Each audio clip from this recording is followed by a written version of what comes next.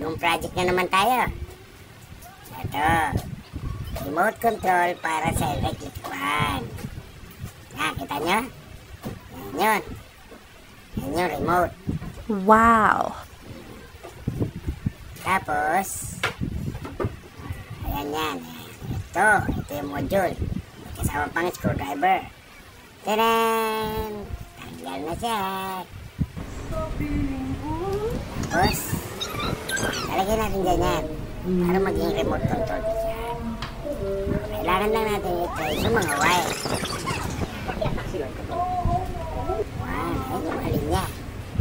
Kumbaga, linyahan. Kailangan may linyahan. Ay i-trace. At dapat, ituro mabuti. Mabuti. Kaya, 1, 2, 3. Yun. Screw mo muna. Pagawin. Natin na. Puputulin na natin yan. Galing yung cutter.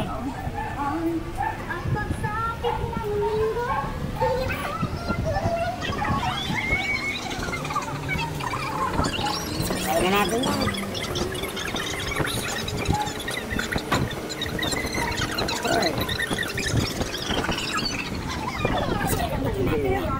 Isa-isa lang.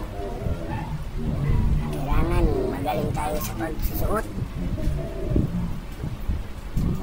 Para yung electric pan natin mamaya, remote control na. Testing natin kung obra.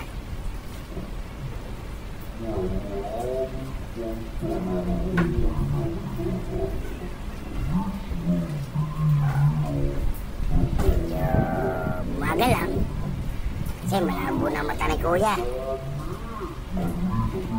Putol pa ang gumagawa. Patay.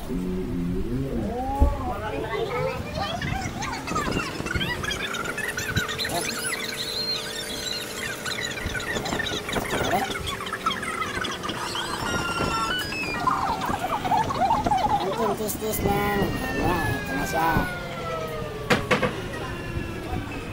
Kailangan lang isa-isa natin. 1, 2, 3. Papasok natin ganyan. Speed.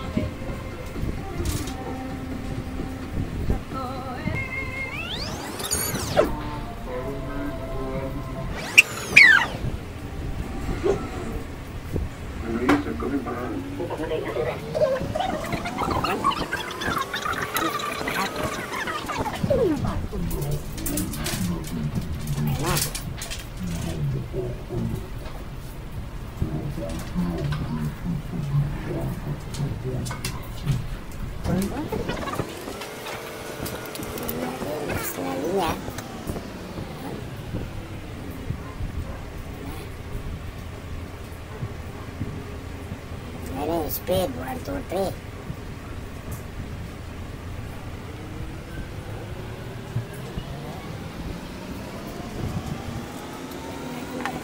Tatlo.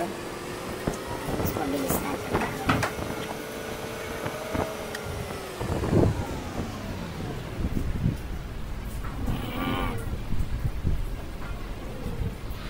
Medyo lagyan natin ang coating swabbing pagbubukas. Para maisip natin ang ayos.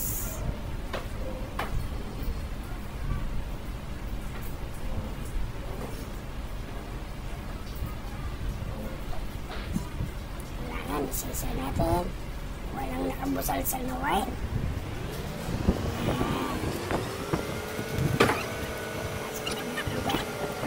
Pitan. Pasok ulit. Pitan. At syempre, huli. Number 1. Tapos na. Okay. Sasaksak na lang natin to. Remote. Lagyan natin battery. Wala na yan eh. Lagyan natin battery. Wala kasi battery yan yung loadware.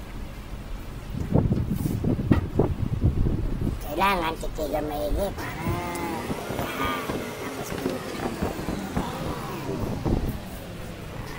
plug natin. Doon. Sasaksak natin yan. Okay. Ito na. Tuwanan.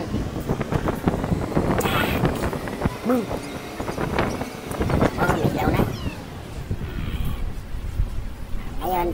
battery na to remote natin. Testing na natin siya. What? Yun! Ulitin natin ang pagpindot. Nakita nyo, ganda na yan. Dalawa. Tatlo. Yun, mas matulin pa. Ito yun, oh. Patayin muna natin, patayin. Wow!